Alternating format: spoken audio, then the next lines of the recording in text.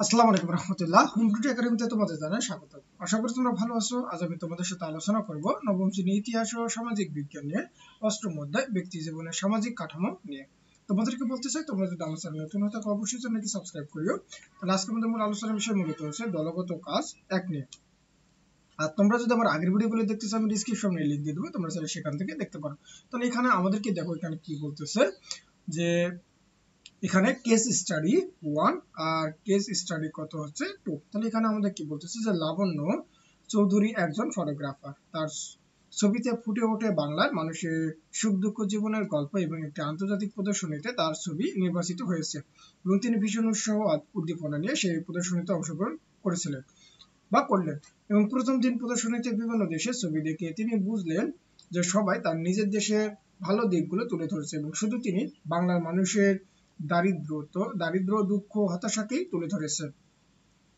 তারপরে তার উপলব্ধি হলো যে বহির্বিশ্বের মানুষের কাছে নিজ দেশের খারাপ চিত্র দেখানো ঠিক হচ্ছে না। তাই সে প্রদর্শনী কর্তৃপক্ষের কাছে একটি চিঠি লিখে আবেদন করলেন যে ছবিগুলো তুলে নেওয়ার জন্য, এবং কর্তৃপক্ষ চিঠি পেয়ে তাকে জানালো তার একটি ছবি ইতিমধ্যে পুরস্কারের জন্য মনোনীত হয়েছে এবং সেই সঙ্গে তিনি বেশ ভালো অঙ্কের সম্মানই পাবেন। কিন্তু তিনি যদি ছবিগুলো প্রদর্শনী থেকে তুলে নেন, তাহলে এই পুরস্কার সম্মানই তিনি পাবেন না। তারপরে কি বলতেছে এখানে, যে লাবণ্য চিন্তা করে দেখলেন যে এই টাকাটাও ভীষণ প্রয়োজন। তার একটি সংগঠন আছে যারা দরিদ্র মেধাবীদের পড়াশোনার খরচের ব্যবস্থা করে এবং গত কয়েক মাস তাদের সংগঠন প্রয়োজনীয় টাকা সংগ্রহ করতে পারেনি এবং লাবণ্য চৌধুরী সিদ্ধান্ত নিলেন যে পুরস্কার ও সম্মানটা তিনি নিবে।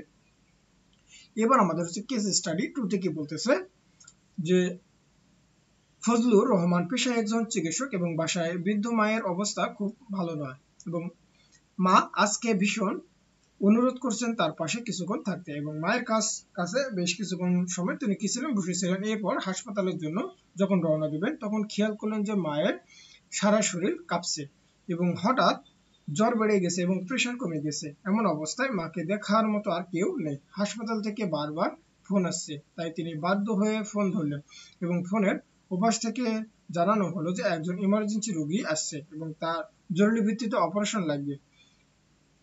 ফজলুর রহমান একটু রেগে গিয়েই বললেন যে আমি না থাকলে কি হাসপাতাল চলবে না। তখন তাকে জানানো হলো যে হাসপাতালে বিশেষজ্ঞ ডাক্তার হিসেবে শুধু তিনিই আছেন যিনি এই অপারেশন করতে পারবে। তারপরে কি বলতেছে, যে তিনি মায়ের দিকে তাকিয়ে সিদ্ধান্ত নিলেন যে আজকে যা হবার হোক, মা একা ফেলে নিজে মাকে একা ফেলে তিনি কোথাও যাবেন না।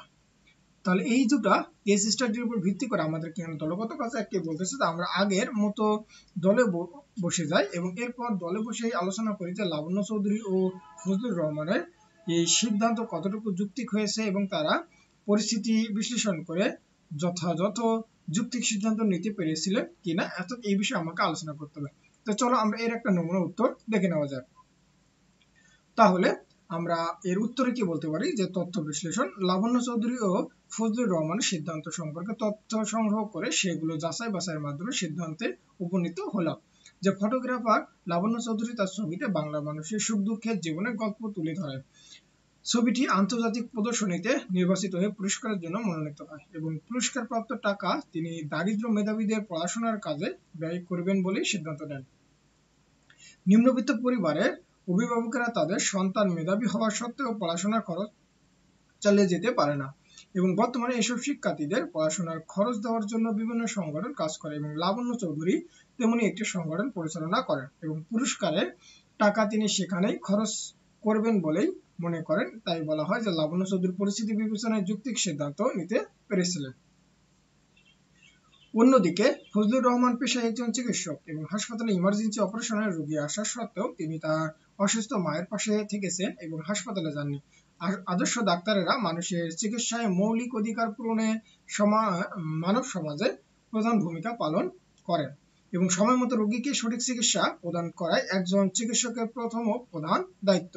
ফজলুর রহমান তার অসুস্থ মায়ের পাশে থাকতে গিয়ে হাসপাতালে তার জরুরি ভিত্তিতে অপারেশনের রোগীর সেবা করতে যাননি।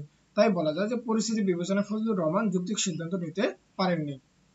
তারপর আমরা ফলাফলে কি বলতে পারি, যে লাবণ্য চৌধুরী দায়িত্ববান মানুষের পরিচয় দিয়েছেন আর ফজলুর রহমান দায়িত্বহীন মানুষের পরিচয় দিয়েছেন।